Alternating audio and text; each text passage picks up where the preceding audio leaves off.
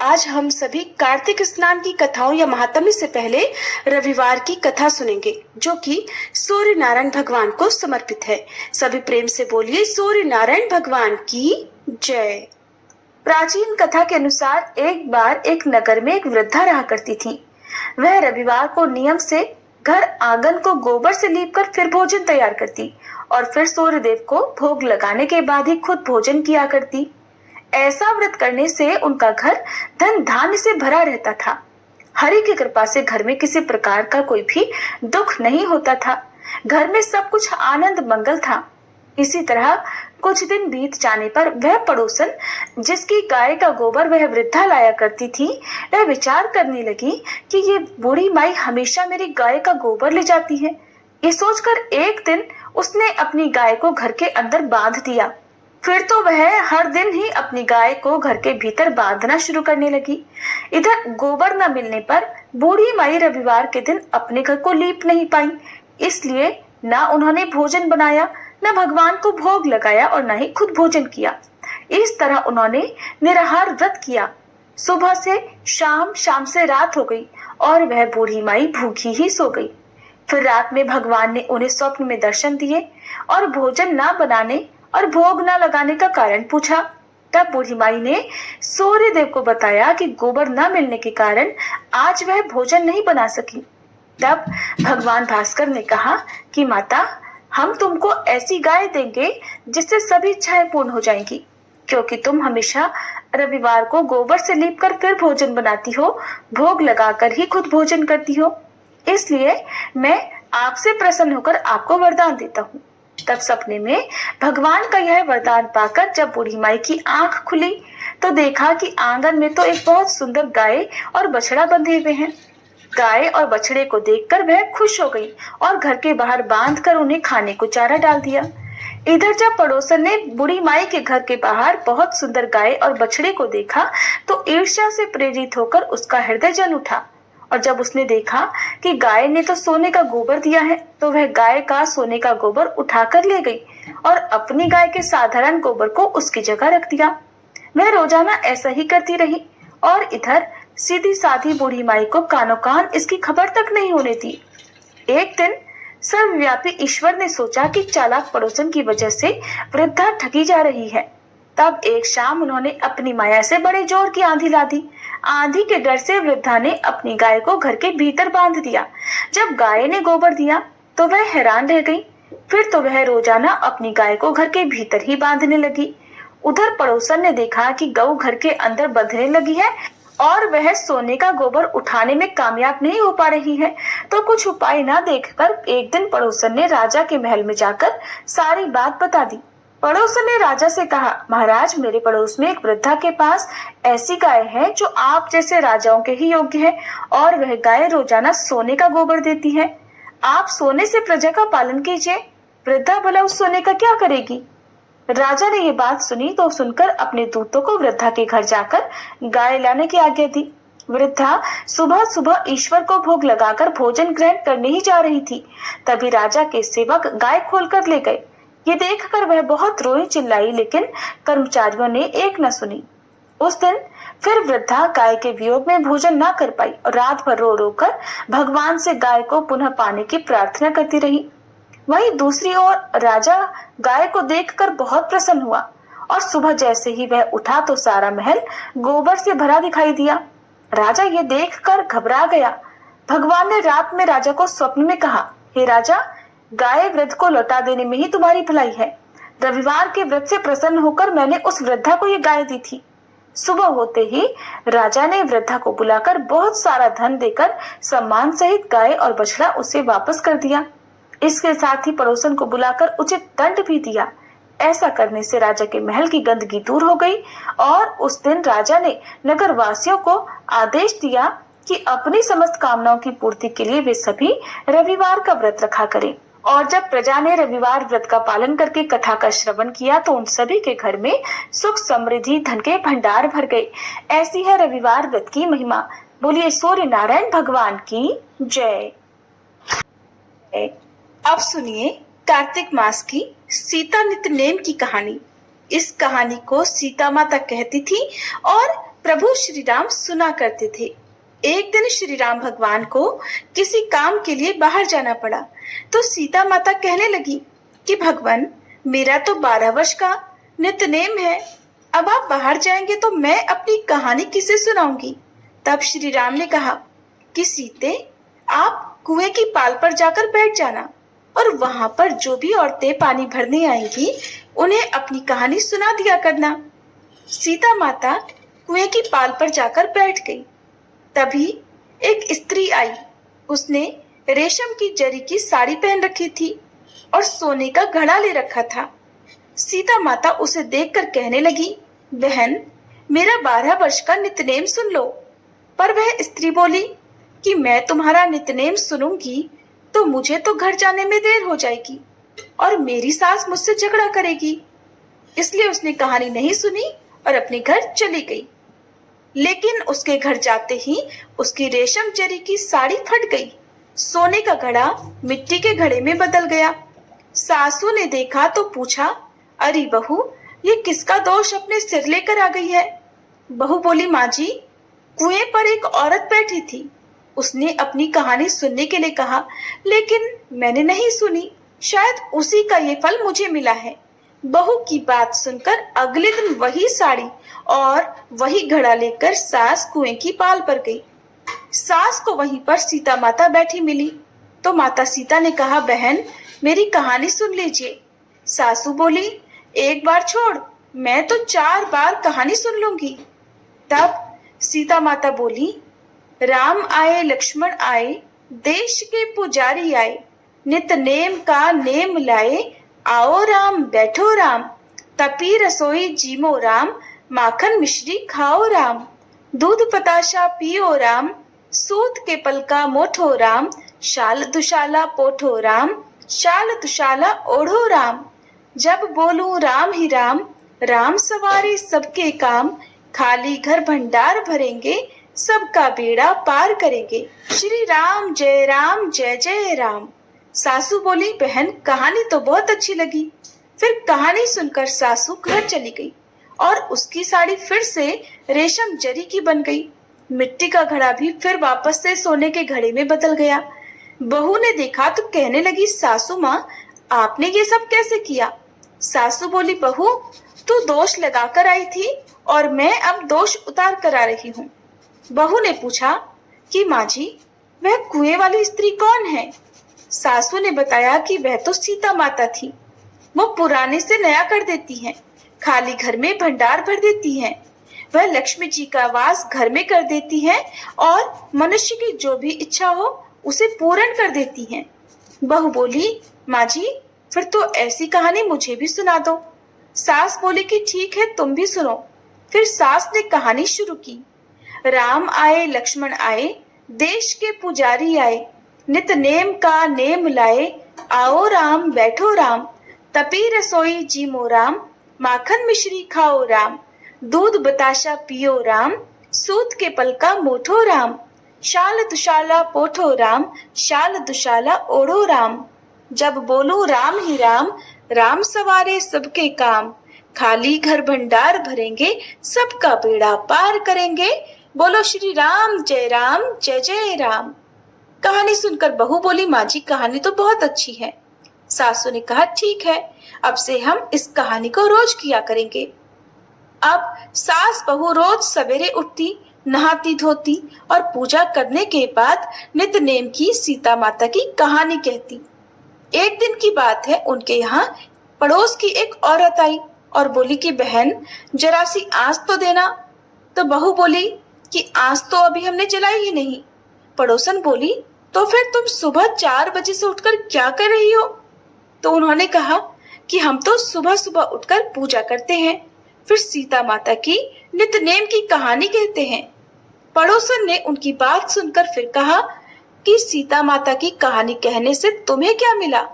तब वे दोनों बोली कि सीता माता की कहानी कहने से घर में भंडार भर जाते हैं, सारे काम पूर्ण हो जाते हैं, मन की इच्छा भी पूरी होती है।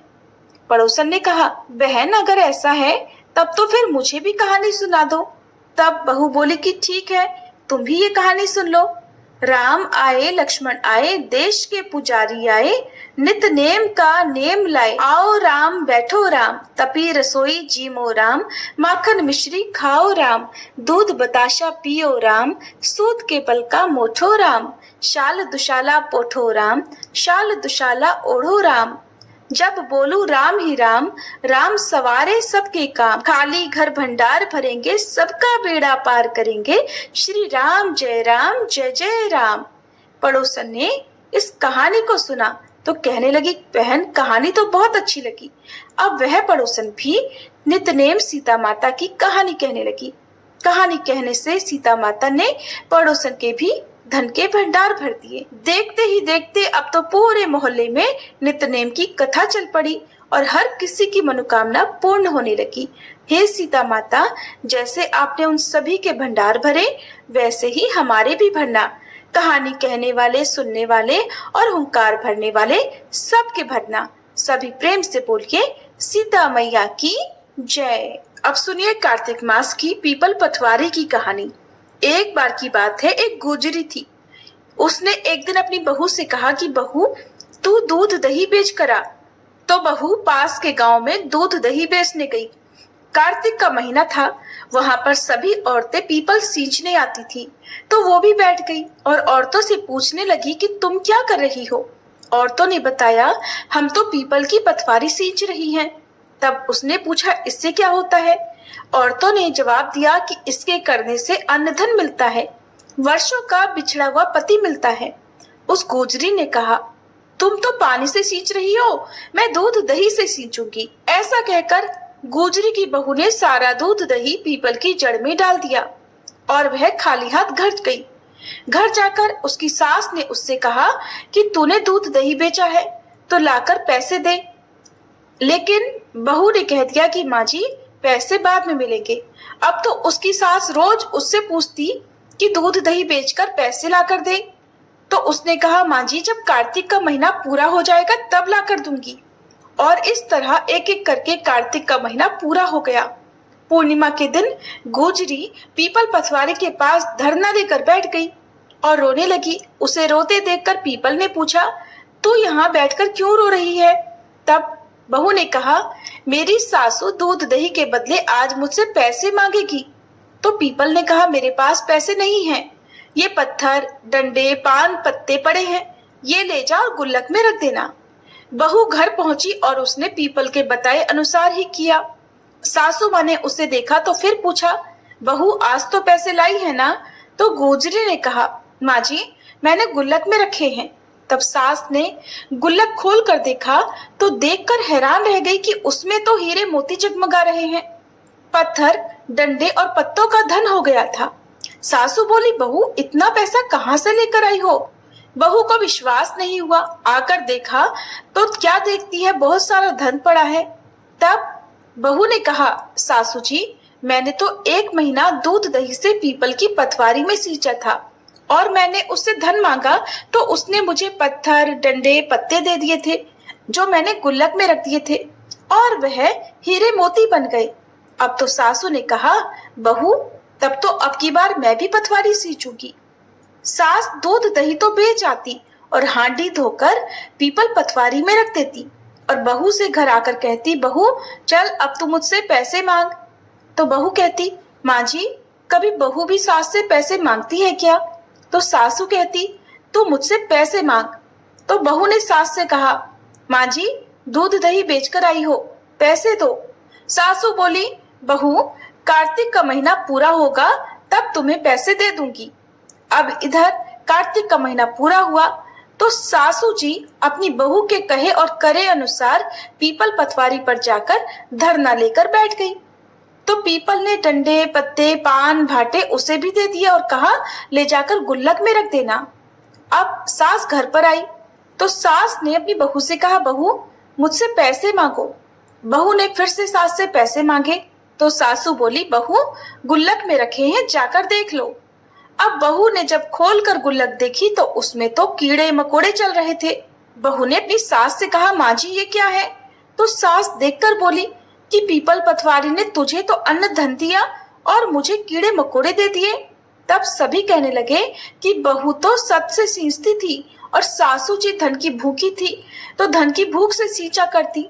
इसीलिए हे पटवारी माता, जैसे आपने बहू को दिया वैसा सबको देना, लेकिन जैसा सासू जी को दिया वैसा किसी को भी मत देना।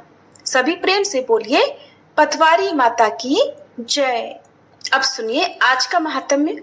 सूत जी के इस प्रकार कहने पर ऋषि आश्चर्यपूर्वक कहने लगे, हे सूत जी, कितने आश्चर्य की बात है कि अदिति अग्नि में नहीं जली और न उसे इस बात का ही पता चला।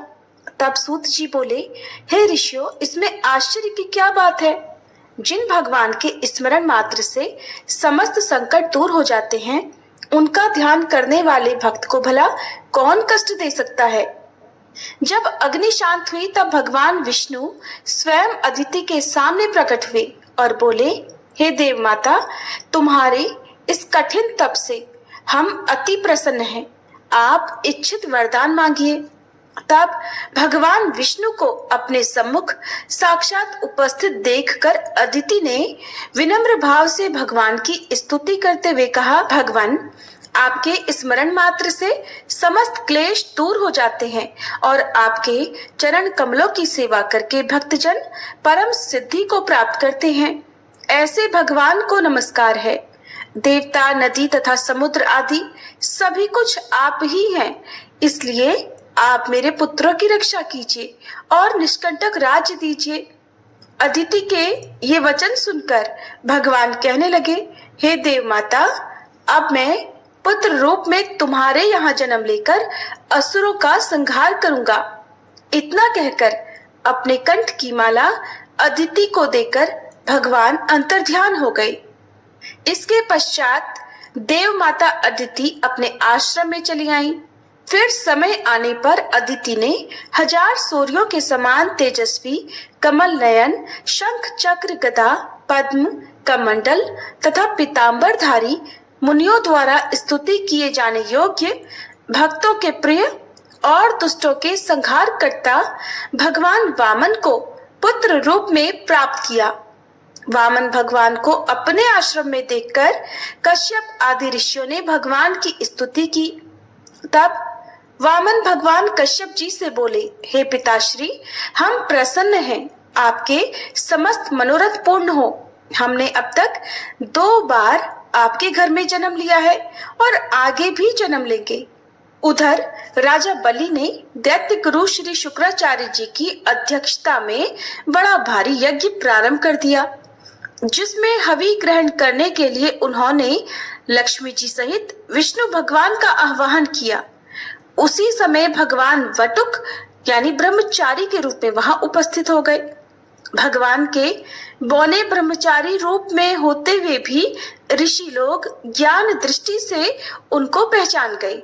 उन्हें देखकर दानव गुरु शुक्राचार्य जी ने राजा बलि को सारी स्थिति से अवगत करा दिया और इसके बाद जो कुछ भी हुआ उसका वृत्तांत आप सभी कल के अध्याय में सुनिएगा। अब सुनिए श्री तुलसी स्तोत्र पाठ, चालीसा और आरती। और मुझे क्षमा कीजिएगा कि इससे पहले कल की वीडियो में आपको तुलसी चालीसा और आरती नहीं सुनाई थी। पता नहीं क्या हुआ था कि टेक्निकल एरर था या क्या था, आवाज जाने क्यों बंद हो गई थी, लेकिन आज आपको आवाज पूरी सुनाई देगी। सनातन धर्म में तुलसी को अत्यंत पूजनीय माना जाता है। जिस घर के आंगन में तुलसी होती है वहां कभी कोई कष्ट नहीं आता और माँ तुलसी के नाम के उच्चारण मात्र से ही भगवान विष्णु प्रसन्न हो जाते हैं। तुलसी जी में जल चढ़ाने से घर में सुख समृद्धि आती है तथा हर प्रकार के रोग शोक आदि व्याधि से मुक्ति मिल जाती है। तुलसी जी की पूजा करते समय श्री तुलसी स्तोत्र का पाठ जरूर करना चाहिए। ऐसा करने से माता तुलसी जल्द प्रसन्न होती हैं और माता तुलसी जी की पूजा का भक्तों को 2 गुना फल मिलता है। तो प्रिय श्रोताओ, अब आपको पुंडरीकृत तुलसी स्तोत्र का हिंदी अनुवाद सुना रहे हैं। आप सब भी मन में श्रद्धा रखकर तुलसी स्तोत्र का हिंदी अनुवाद सुनिए। देवी तुलसी माँ को मेरा प्रणाम है, मैं आपको नमन करता हूँ। हे विश्व की पालक, आप श्री हरि की परम प्रिय हैं। हे देवी, आपकी शक्ति के कारण ब्रह्मा से लेकर सभी देवता इस संपूर्ण संसार को बनाए रखने और उसका अंत करने में सक्षम है। इसका अर्थ है कि आपके कारण ही ब्रह्मा जी के साथ अन्य देवतागण सृष्टि के निर्माण, उसके पालन पोषण और विनाश में लगे हुए हैं। देवी तुलसी जी, आपको मेरा प्रणाम है। जो जीवन में कल्याण लाती हैं, उन देवी तुलसी को नमस्कार है। जो श्री विष्णु जी की प्रिय हैं और जो शुभ है, मुक्ति प्रदान करने वाली देवी तुलसी को नमस्कार है। देवी तुलसी को नमस्कार है। हे देवी, कृपया मुझे सभी प्रकार के दुर्भाग्य और विपत्तियों से बचाए रखना। हे देवी, आपकी महिमा का वर्णन करना, यहाँ तक कि आपका स्मरण मात्र ही मनुष्य को पवित्र बना देता है। देवी तुलसी जी को प्रणाम। मैं देवी तुलसी को पूरी श्रद्धा के साथ प्रणाम करता हूँ, जो देवियों में सबसे प्रमुख है और जिनका तेजोमय रूप है, जिसे देखकर इस नश्वर संसार के सभी पापी अपने पापों से मुक्त हो जाते हैं। देवी तुलसी को मेरा प्रणाम है। इस पूरे विश्व को देवी तुलसी जी ने संरक्षित किया है, जिसमें गतिमान और अचल दोनों प्राणी शामिल हैं। देवी पापी व्यक्ति के सभी पापों को नष्ट कर देती हैं। एक बार जब वे उन्हें देखते हैं और भक्ति के साथ उनके सामने आत्मसमर्पण करते हैं, इसका अर्थ है कि माता तुलसी चर और अचर समेत पूरे जगत की रक्षा करती हैं और अपने दर्शन मात्र से ही पापी मनुष्यों के सभी पापों को नष्ट कर देती हैं, या फिर तुलसी जी के दर्शन मात्र से ही पापियों के पाप नष्ट हो जाते हैं। देवी तुलसी को मेरा प्रणाम है। जो भी श्रद्धा के साथ देवी तुलसी के सामने हाथ जोड़कर प्रणाम करते हैं, वे इस कलयुग के बंधनों को पार कर जाते हैं और सभी प्रकार के सुख और प्रसन्नता को प्राप्त करते हैं, फिर चाहे वह महिला हो, व्यापारी हो या अन्य कोई भी जन। देवी तुलसी को मेरा नमस्कार। देवी तुलसी के समान इस पृथ्वी पर और कोई देवता नहीं है। देवी विश्व को उसी प्रकार शुद्ध करती हैं जैसे वैष्णव भगवान विष्णु जी के संग से शुद्ध होते हैं। देवी तुलसी को मेरा प्रणाम। इस कलयुग में भगवान विष्णु जी के माथे पर तुलसी पत्र चढ़ाना भक्तों के मस्तक पर विष्णु जी के वरदान, कृपा और आशीर्वाद को हमेशा बनाए रखता है। इसका अर्थ है कि जो भी व्यक्ति इस कलयुग में भगवान श्री विष्णु जी के मस्तक पर तुलसी जी को अर्पित करता है, उसके ऊपर हमेशा भगवान विष्णु जी का आशीर्वाद बना रहता है। देवी तुलसी को नमस्कार है। तुलसी जी में हमेशा सभी देवी देवताओं का वास रहता है, इसलिए इस संसार में तुलसी जी की पूजा करना सभी देवी देवताओं की पूजा के समान है। इसका अर्थ है कि तुलसी जी की पूजा से सभी देवों की पूजा संपन्न हो जाती है। देवी तुलसी को मेरा नमस्कार है। आप सब कुछ जानने वाली हैं और भगवान विष्णु जी के प्रिय हैं। अपने भक्तों को आप सभी प्रकार की समृद्धि प्रदान करती हैं। देवी, कृपया मुझे सभी प्रकार के पापों से बचाएं। हे देवी तुलसी जी को नमस्कार है। पहले के समय में यह भजन बुद्धिमान पुंडरीक के द्वारा हर रोज भगवान श्री विष्णु जी की पूजा करते हुए उन्हें तुलसी के पत्तों से अलंकृत करते हुए गाया जाता था। देवी तुलसी जी को नमस्कार है। श्री महालक्ष्मी, विद्या, अविद्या, यशस्विनी, धर्म का अवतार यानी धर्मिया, धर्मानना देवी, देवी देव मनः प्रिया यानी देवियों और देवों को प्रिय, लक्ष्मी जी की प्रिय सखी देवी, स्वर्ग, भूमि यानी पृथ्वी, अचला यानी स्थिर, चला यानी अस्थिर। देवी तुलसी के इन 16 नामों का भक्तगण पाठ करते हैं या महिमा गाते हैं।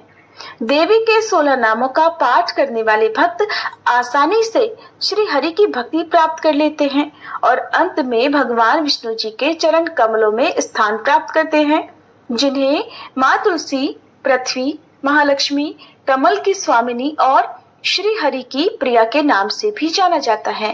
देवी तुलसी को मेरा नमस्कार है।